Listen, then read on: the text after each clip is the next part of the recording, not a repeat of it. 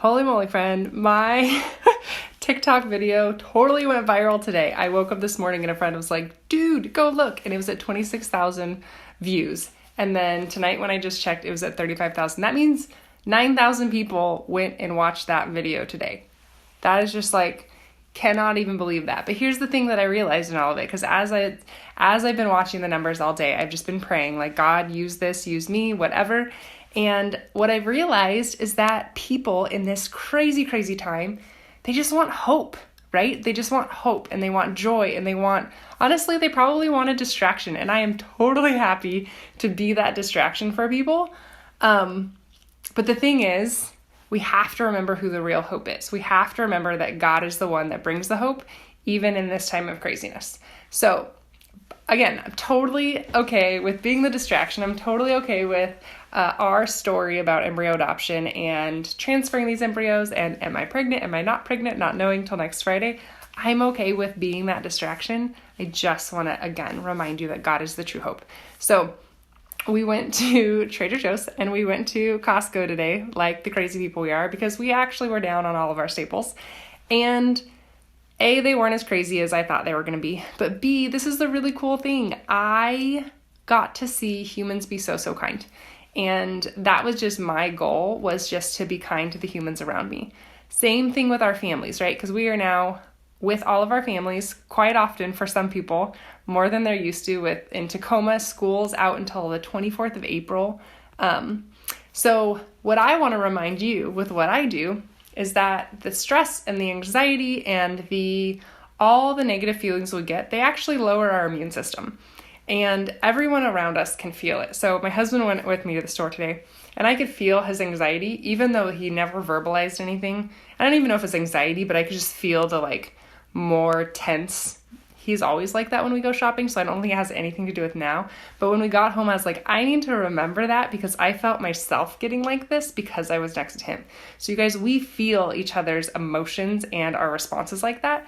So I want you to really think about, how are you responding with your spouse, yourself, right?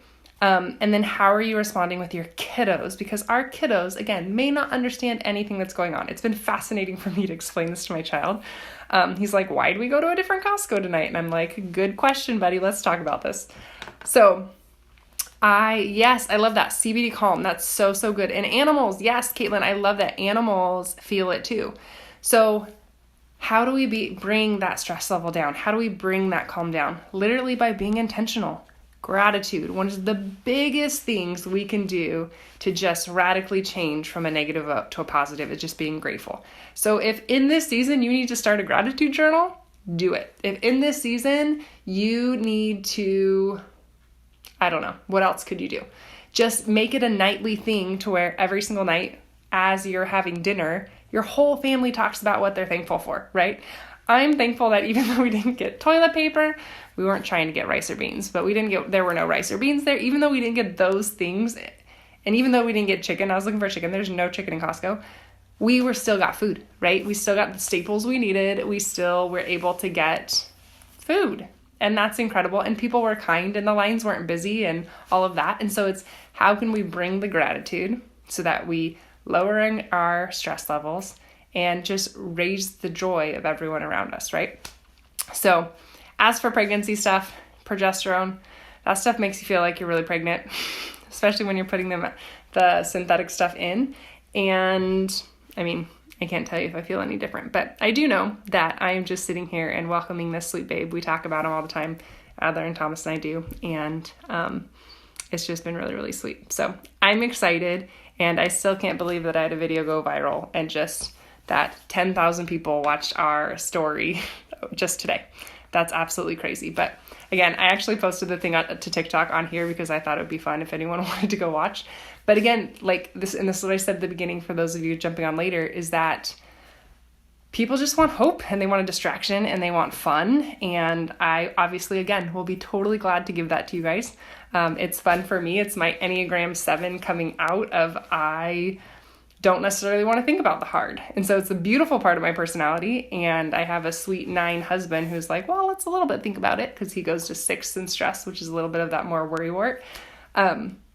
And so we just are having a good time equaling each other out, and I'm here, and God knew. And so this was something that I'd heard earlier, and then I'll wrap it up, is you were born for such a time as this. That's in Esther. And that was actually something I clung to having during my son.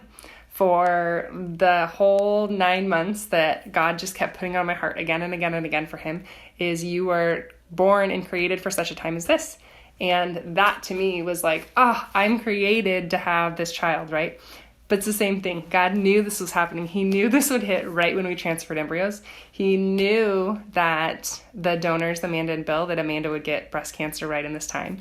He knew all of it, and it didn't change anything for him. And he has created me. He's created you. He's created your children during this season, knowing exactly this craziness that the world's going through, that we are created for such a time as this. So how are we going to bring gratitude? How are we going to be kind to the people that are working their tails off to get whatever food or toilet paper or whatever we need to us?